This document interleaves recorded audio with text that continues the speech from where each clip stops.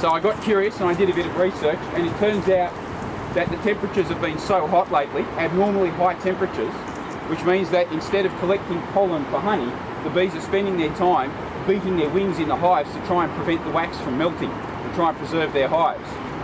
And that made me further curious, and so I did some research on what abnormally high temperatures might mean. And I had a look at the Bureau of Meteorology records.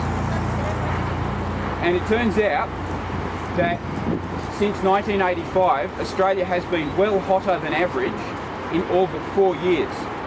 And in fact, if you were born in 1985, you have never seen a single month where the global temperature was less than the 20th century average. This August was the hottest August on record ever. So at some point you'd have to say that those old averages are going to become meaningless. You know, are we ever going to see the cold winters again?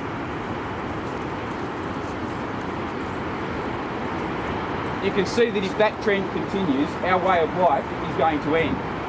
Now that's not what we want for our children, and it's not what we want for our grandchildren. And so we're here today to call on our elected representatives to give us actions, not just words, so that we can preserve a world free from the ravages of climate change.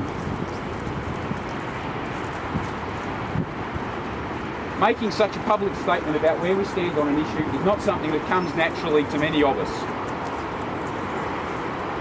To have so many who turn up to support this cause just goes to show how important it is, and I thank you all for having the courage to be here this